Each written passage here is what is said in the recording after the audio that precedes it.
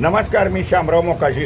रिक्षा permit जरी बंद केली असली, तात्पुरती आहेत बंदगी, असं काही नाही. परमिट ही मिळणारच आहे. आनंदिके कल्याणकारी पोर्टलला हे फॉर्म भरल्याशिवाय कुणाला परमिट मिळणार नाही. आनंदिके कल्याणकारी मंडळाचे सगळे हे तपासले जातील आणि परमिटलाच आनंदिके कल्याणकारी मंडळ हे लिंक होणार आहे. म्हणजे रिन्यू करायचं म्हणलं तर त्या मंडळानं पेपर तपासल्यानंतर त्यांचा फॉर्म भरल्यानंतरच ते रिन्यू होईल. हे मात्र लक्षात ठेवा. ते पोर्टलच ची लिंक होणार आहे परिवहन विभागाला आणि ते शासनाचंच अधिकारी असतात त्या ऑथॉरिटीवरती. असं बी काय नाही. त्याच्यामुळे रिक्षावाल्यांतर न्याय मिळणारच. आता गुरु नेता असं वगैरे काही नाही.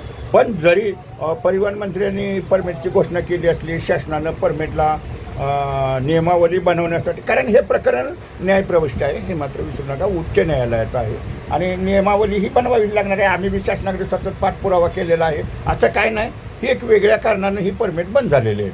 पण आता लोक समजत असतील ना, अगदी मुख्यमंत्रीसुद्धा समजत असतील आम्ही परमिट बंद केले. परिवहन मंत्री जरी म्हणत असतील ना आम्ही परमिट बंद केले म्हणजे चांगलं केलं. चांगलं हे त्याने दलालांचं चांगलं केलं हो, ही परमिट बंद केली तर.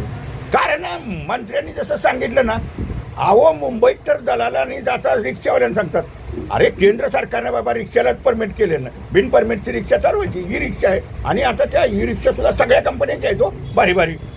खाली ते सांगतात सरळ सरळ काय केली, परमिट को 15,000 भरना है, ये करना है. तुम खाली हमारे पास दाखला लेके आओ 15 साल का, पुलिस रिपोर्ट लेके आओ, लाइसेंस बिल्ला लेके आओ, आधार कार्ड पैन कार्ड लेके आओ, खाली साइन करो, गाड़ी लेके जाओ, चलो हमारे साथ आरटीओ में रजिस्ट्रेशन करके देतात.